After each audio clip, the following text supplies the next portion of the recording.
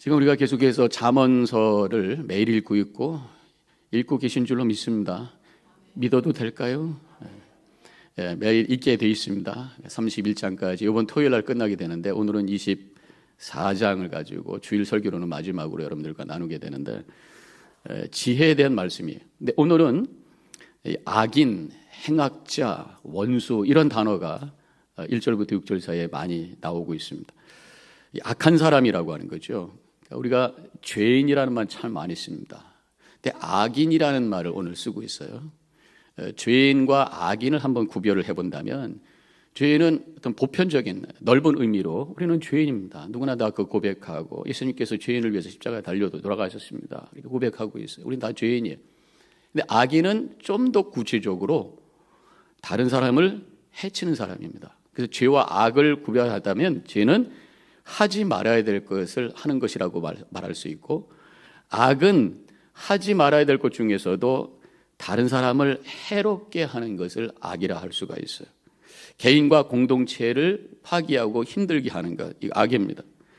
그래서 악한 사람은 다른 사람들을 괴롭게 하고 공동체를 힘들게 하는 사람, 이렇게 말할 수가 있어요. 오늘 봉독한 말씀의 2절에 그들의 마음은 강포를 품고 그들의 입술은 재앙을 말함이니라 그랬어요. 그래서 그들이라고 하는 것은 악인이 마음이 강포가 있다는 거예요. 격하다는 것이에요. 쉽게 분노를 하게 되고, 입은 재앙을 말한다. 입이 열려지면 다른 사람들의 상처를 주고 언어 폭력을 하는 그런 모습을 여기서 볼 수가 있습니다. 이것이 지금 악한 사람의 모습이라고 하는 것입니다. 이런 사람들을 만나면 굉장히 힘들어요. 우리가 죄인이라고 인정을 합니다. 근데 악인이라고 하는 것은 인정하기 참 힘들어하죠. 그래서 지금 이 사람의 그 악한 사람이 어떤 사람이냐라고 한 설명을 하면서 혹시 내가 여기에 해당이 되는가 한번 점검해 보세요. 스콧 팩이라고 하는 정신과 의사인데, 사람은 악인을 이렇게 설명합니다. 자신이 악한 일을 한다는 것을 알지 못하는 사람. 그러니까 자기가 악인이라는 것을 인정하지 않는 사람이 악인이라는 거예요. 스스로에게 정직하지 못하기 때문에 자기가 하는 일이 악이라고 하는 것 자체를 구별해낼 줄로 모르는다는 사람입니다. 그러다 보니까 계속해서 그 악이 멈추지 않고 지속되게 돼 있다는 거죠. 또 사상가 제럴드 빈이라고 하는 사람은 악한 사람은 자기가 잘못해서 다른 사람의 마음을 상처를 줘도 그 사람이 그렇게 아파하는 것을 못 느끼는 무감각한 사람이라는 것입니다. 근데 반대로 다른 사람이 나에게 좀 불편하게 하고 손해를 입히고 좀 해로운 말을 하면은 격하게 반응하고 민감하게 반응하고 나에게 했던 것보다 더 심하게 그 사람을 힘들게 하는, 고통을 주는, 이게 악한 사람이다. 그렇게 말하고 있어요. 인류학자인 어니스트 베커라고 하는 사람은 악한 사람은 늘 다른 사람에게 탓을 돌리고 책임을 돌리고 자신의 책임을 인정하지 않고 죄책감을 느낄 줄 모르는 사람, 그러다 보니까 반성도 할 줄 모르고 회개도 할 줄 모르는 사람이라는 것이. 도덕 철학자 애담 폴턴이라고 하는 사람은 악인은 다른 사람에게 공포를 주고 그 공포로 다른 사람을 복종하게 한다는 거죠. 그러니까 힘을 과시하고 힘으로 사람을 조정하려고 하는 그런 사람이 악한 사람이다. 결국 악한 사람은 다른 사람들에게 또 사회에 악한 영향력을 끼치는 사람이라고 할 수가 있습니다. 자, 이러한 사람들이 우리 주변에 있고 행여나 내가 그런 사람이 되는 건 아닌가 한번 생각해 볼 필요가 있고요. 오늘 말씀에서는 이런 악한 사람을 향해서 어떻게 대하는가, 지혜롭게 대한다고 하는 것이 어떻게 하는 것인가에 대해서 몇 가지 말씀을 하고 있어요. 첫째는 악한 자의 형통을 부러워하지 말라. 이게 이제 1절 말씀이죠. 조금 아까 우리가 봉독했던 말씀이죠. 너는 악인의 형통함을 부러워하지 말며 그와 함께 있으려고 하지도 말지어다. 이 말씀을 통해서 우리가 볼 수 있는, 깨달을 수 있는 것이 악한 사람일지라도 형통할 수 있다는 거죠. 바로 이 세상이 지금 악하기 때문에 그렇다는 것이. 그런데 그런 사람들을 부러워하지 말라.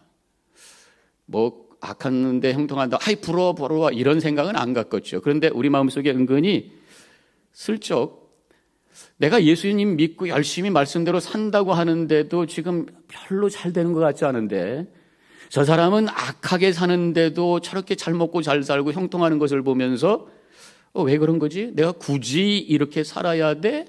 하면서 자신에 대해서 좀 위축하게 되고, 그게 상대적으로 그 사람을 부러워하는 마음으로 느낄 수 있다고 하는 것이. 그런데 지혜로운 사람은 그렇지 않다는 것이.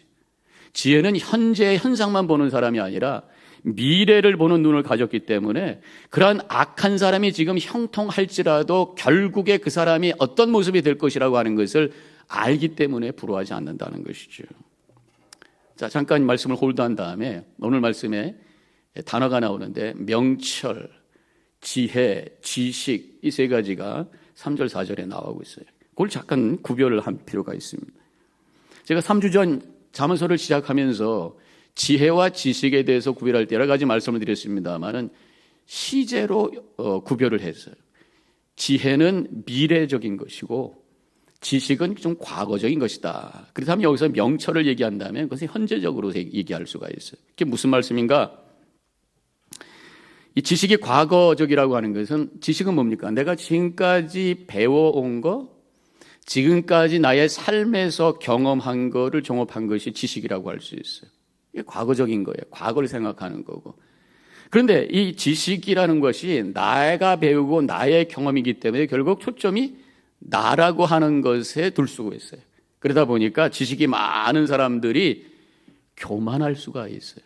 그래서 똑똑은 한데 지혜롭지는 못한 사람들이 있다고 하는 것을 알 수가 있습니다.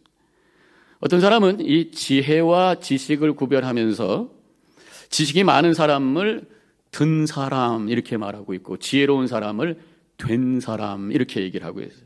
머리에 많은 것이 들어있어요. 든 사람이에요. 근데 이 사람이 된 건 아니에요. 근데 지혜로운 사람은 지식을 초월해서 참된 사람, 된 사람, 하나님 보시기에 아름다운 사람, 바르게 판단하고 미래를 향해 나가는 사람이 바로 지혜로운 사람이다. 단순히 든 사람이 아니라 된 사람이 되시기를 축원합니다. 그래서 이제 과거, 이제 이 지혜라고 하는 것은 좀 과거적이다 이렇게 말씀을 드렸어요. 그러니까 지혜만 잔뜩 있게 되면은 그것이 교만할 수 있다. 그런데 지혜는 미래적이다. 미래에 하나님이 나에게 주신 그런 목적과 비전을 바라보면서 움직이는 삶. 이 지혜라고, 지식은 내가 배우고 내가 경험한 거라고 한다면 지혜는 하나님이 주시는 거예요. 그게 이 솔로몬 이야기를 통해서 우리가 알 수 있잖아요. 솔로몬이 기도했을 때 하나님께서 내가 너에게 뭐를 줄까 했을 때 듣는 마음을 주옵소서 했을 때 하나님께서 지혜를 주시고 지혜를 가지고 나라를 잘 통치했다고 하는 것이 성경의 이야기. 지혜는 하나님이 주시는 것입니다. 하나님이 주신 지혜라는 게 무슨 어떤 덩어리를 나에게 탁 던져주는 게 아니지요. 좀 그렇게 깨달아집니다. 이미 우리 안에 계신 지혜의 영, 진리의 영, 성령께서 역사하셔서 하나님의 말씀을 깨닫도록 도와주셔서 그 말씀을 가지고 미래를 향해서 살아가는 사람이 바로 지혜로운 자인 줄로 믿습니다. 하나님의 말씀은 미래적이에요.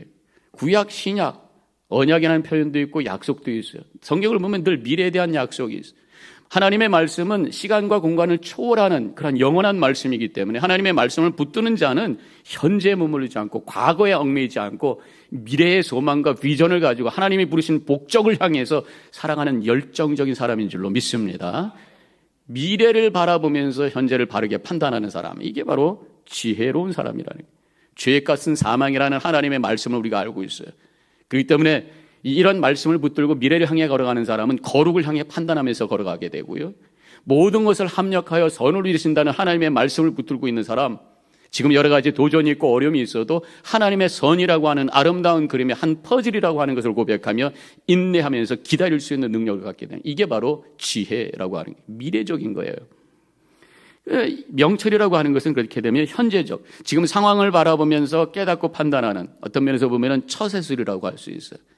근데 이 지혜, 지식, 명철, 이 세 가지 단어를 오늘 본문에서는 인생의 집을 짓는 것으로 비유하면서 설명을 하고 있어요. 그것이 3절과 4절입니다. 집은 지혜로 말미암아 건축되고 명철로 말미암아 견고하게 되며 또 방들은 지식으로 말미암아 각종 귀하고 아름다운 보배로 채우게 되느니라. 이게 무슨 말씀이에요? 집을 질 때 그냥 눈 감고 짓는 사람 없습니다. 되는 대로 그냥 여기 이렇게 할까? 물론 저기 후진국 가면 그렇게 하더라고요. 그냥 뭐 아무것도 없이 그냥 막 짓더라고요. 그런데 보통 우리가 살고 있는 이런 데는 뭐가 설계도라는 게 있어요. 블루프린트라는 게 있단 말이에요. 지금은 없지만 블루프린트를 통해서 미래의 그림을 딱 보면서 그것을 지어가는 것이 바로 건축이에요.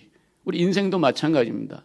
하나님이 우리에게 주신 미래에 대한 비전, 나에 대한 하나님의 어떤 뜻, 그 목적, 말씀을 붙들고 미래를 향해서 만들어가는, 그것이 바로 집을 짓는 지혜로운 자의 모습이다. 지혜는 바로 집을 짓는, 건축하는 능력이다. 이렇게 말씀하고 있는 것입니다. 되는 대로 순간순간 판단하면서 인생을 지어가는 거 어리석은 자예요. 하나님께서 나를 향한 뜻을 우리가 발견하고 말씀을 붙들고 미래를 향해서 아름다운 인생의 집을 세워가는 우리 성도님들 되시기를 축원합니다. 명철로 말미암아 견고하게 되고, 그러니까 집을 지었어요. 설계대로 지었어요. 끝난 게 아닙니다. 이제 살게 되잖아요. 살면서 보면은 하자가 생기고 또 문제가 생기고 또 고쳐가면서 현재적으로 계속 그것을 세워가는 것이 집이란 말이에요. 명철로 견고하게 된다. 집을 세웠지만, 그래서 미래를 향해서 우리 인생을 지어가고 있지만 현재 여러 가지 삶에 주어지는 상황 속에서 계속해서 순발력을 발휘해서 그것을 채워가는 그 명철이 필요하다 말씀하고 있는 거죠. 그 다음에 마지막으로 지식에 대해서 말씀하고 있는데, 집을 잘 졌어요. 튼튼합니다. 근데 아직은 속이 텅텅 비어 있어요. 그 방들을 채우는 것이 지혜라고 말씀하고 있습니다. 그렇잖아요. 집을 잘 졌으면 그 안에다가 가구도 집어넣고 데코레이션도 하고 필요한 것들 다 채워야 되잖아요. 4절에 이렇게 말씀하고 있어요. 지식으로 말미암아 각종 귀하고 아름다운 보배로 채우게 되느니라. 집을 세웠어요. 튼튼하게 했어요. 이제 방을 귀한 것으로 채워야 된다. 그것이 지식이다 그랬습니다. 지식은 우리의 인생을 풍성하게 해요. 그것을 잘못하면 교만하게 될 수 있지만 지식을 가진 사람이 좀 더 인생을 깊이 있게 볼 수 있고 풍성하게 그것을 느낄 수가 있는 것이에요. 예를 들어서 역사를 잘 아는 분들은 현재 일어나는 많은 일들을 객관적으로 바라보게 됩니다. 뭐 길게 얘기할 수는 없습니다만 지금 이스라엘과 가자의 그 어떤 분쟁과 전쟁도 그냥 현상만 가지고 우리가 보는 게 아니잖아요. 1300명이 죽었어. 그래서 지금 10,000명이 죽었어. 근데 사실은 그 안으로 들어가면 뭐 1945년 뭐 그 전으로 들어가면 이 팔레스틴이 어떻게 됐고 이스라엘 백성들이 주이시들이 어떻게 돌아다녔고 그래서 유엔에서 어떻게 여러 가지 이야기가 있잖아요. 그런 걸 통해서 보면 객관적으로 좀 볼 수 있다는 거죠. 또 식물에 대해서도 많이 식물에 대해서 알고 있는 사람들은 보여요. 제가 한번 말씀을 드렸을 거예요. 목사님들과 함께 어느 등산을 했는데 우리는 그냥 산만 보고 나만 보고 왔는데 어떤 목사님은 거기서 버섯을 13가지를 봤다는 거예요. 우리는 하나도 못 봤는데. 아는 만큼 보이는 거란 말이죠. 아는 만큼 깊이 알 수 있는 거란 말이에요. 또 음악을 잘 아는 사람들은 그것을 감상할 줄 알아요. 언젠가 크리스마스 때 몇 년 전이지만 오케스트라로 그 메사야를 연주를 하고 막 합창 막 수백 명이 하고 있는데 앞에 계신 한국 맨하탄에서 어떤 큰 홀에서 했던 것 같은데 한국 아저씨가 머리를 제끼고 코 골면서 주무시고 계신단 말이에요. 이 장엄한 메시아가 막 나는 전율이 돼가지고 막 눈물이 나는데 코를 골고 주무시. 그러니까 음악에 대해서 모르면 지루한 거예요. 그것을 알면은 감동이 되는 거예요. 아는 만큼 보이는 거란 말이지. 스포츠도 마찬가지입니다. 룰을 모르면 몰라요. 제가 미국에 처음에 왔더니만 30여 년 지났습니다만은 한국에서는 풋볼을 보지 못했거든요. 텔레비만 켰다 그러면 맨 풋볼인 거예요. 이게 뭔지도 모르겠어요. 근데 우리 아들이 이제 커서 중학생이 됐는데 그때는 지금 커가지고 풋볼 선수가 돼. 지금 조그매졌어요. 안 커가지고. 근데 그때는 중3이었는데 풋볼 선수가 돼가지고 아들 때문에 가가지고 막 소리 지르면서 하다 보니까 재밌더라고요. 룰을 알면 재밌어. 모르면 지루한 거란 말이에요. 아는 만큼 보이는 거예요. 지식이 우리의 삶을 이렇게 풍성하게 만든다. 지식, 명철, 지혜 이 모든 것들이 합해서 우리의 인생의 집을 잘 지어간다. 이것이 3절과 4절에 있는 말씀이란 말이죠. 근데 여기서 제가 지금 이것을 언급한 이유는 지혜라는 게 뭐냐? 바로 미래를 바라보는 능력이라는 거죠. 지혜로운 사람은 지금 현상만 바라보는 것이 아니라 미래를 볼 수 있는 눈이 있기 때문에 악한 사람이 행여나 형통하더라도 그것을 부러워하지 않는다 그런 말씀. 그 인생의 결과를 볼 수 있기 때문이라고 하는 것이죠. 지금 악한 사람이 잘 되고 있어도 그게 복이 아니라는 것을 아는 사람이 바로 지혜로운 자라는 것입니다. 악한 짓을 해도 잘 사는 것 같으면 지금 하나님께서 그 사람을 그냥 내버려 두시는구나. 하나님께서는 사랑하는 자가 악하게 살고 있으면 가만히 두지 않고 정신 차릴 수 있도록 때로는 징계하시는 분이잖아요. 그래서 주님 앞에 돌아오게 만들고 주님의 뜻대로 살게 하고 하나님의 자녀답게 살도록 도와주시는데, 악한 짓을 하는데도 별일이 일어나지 않고 잘 먹고 잘 사는 것 같다면 하나님이 그냥 내버려 두시는구나, 이렇게 생각할 수 있어요. 그것이 로마서에서 말씀하고 있는 얘기입니다. 로마서 1장 24절. 그러므로 하나님께서 그들을 마음의 정욕대로 더러움에 내버려 두사 그들의 몸을 서로 욕되게 하게 하셨으니, 이 1장에 보면은 내버려 두사 두 번이나 나오고 있어요.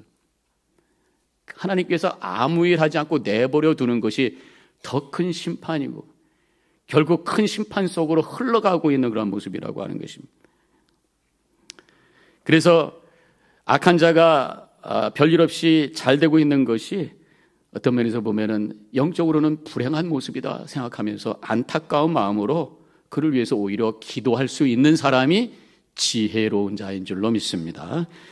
지금 그 말씀을 하신 것이고, 두 번째로 악한 자에 대해서, 악한 자가 반대로 고통을 당할 때 즐거워하지 말라. 악한 자가 잘 될 때 부러워할 것도 없고, 그렇다고 악한 자가 고통을 당할 때 즐거워할 것도 아니다. 그것이 17절에 있는 말씀입니다. 원수가 넘어질 때 즐거워하지 말고 그가 걸려서 쓰러질 때 마음에 기뻐하지 말아라. 그래서 즐거워한다고 하는 단어가 원어로 타스마흐, 상대방의 고통을 보면서 희죽거리면서 웃는 그런 모습을 여기서 즐거워한다라는 표현으로 쓰고 있어요. 또 그 다음에 마음에 기뻐하다라는 의미는 이웃의 고통을 보면서 만족감을 느낀다라는 단어라고 하는 것입니다. 보통 그렇잖아요. 나에게 못되게 굴고 힘들게 했던 사람이 잘못된다면 속으로 흐뭇한 거예요. 그거 봐라, 너 잘됐다 라는 생각을 하게 되는, 하나님이 그러한 마음 갖지 말라고 지금 말씀하신다는 거죠. 우리가 보통 느끼는 것하고 다른 그런 말씀이잖아요. 공의가 이루어지는 만족감을 갖게 되는 것, 그런 마음 갖지 말라. 미국에서 큰 범죄를 저질러서 사형을 당할 때에 피해자 가족들이 와서 참관을 할 수 있는 제도가 있다고 그래요. 그러면서 그동안에 맺혔던 본인들의 그 분노와 아픔을 그걸 보면서 릴리즈 시켜주는, 그러한 이유 때문에 그렇다 그러는데, 오늘 말씀에 의하면 그렇게 하지 말라 말씀하고 있는 거예요. 악한 사람이 고통당할 때 고소하다 하면서 힐죽거리지 말아라. 다른 사람의 불행을 기뻐하지 말아라.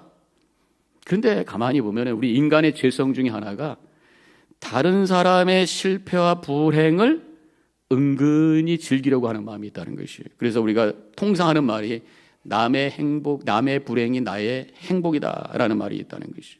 그래서 이런 감정을 어떤 사람은 쌤통심리다, 쌤통이다, 고소하다, 이 쌤통 심리를 우리 인간이 갖고 있다는 것이에요.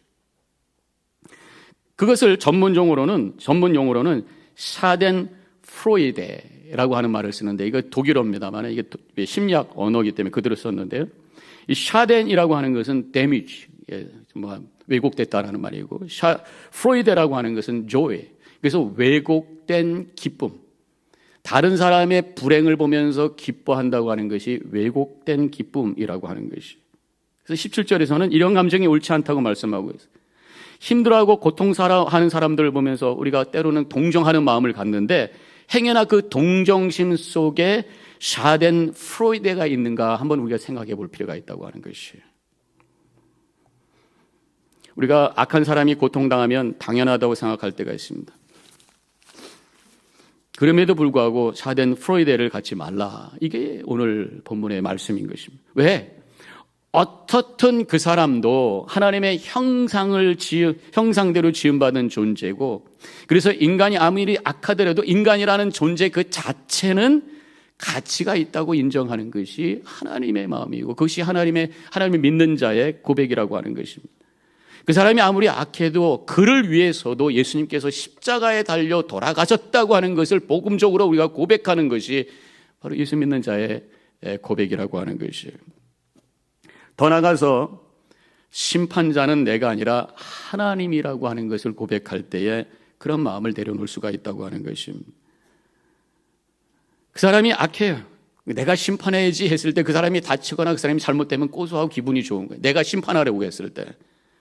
그것이 내가 할 것이 아니라는 것입니다. 하나님께서 심판하시는 것이고 나는 그 영혼을 불쌍히 여기면서 그를 위해서 기도할 수 있는, 이것이 바로 하나님께서 원하시는 것이고 그것이, 그런 생각을 갖고 사는 것이 바로 지혜라고 말씀하고 있는 것이.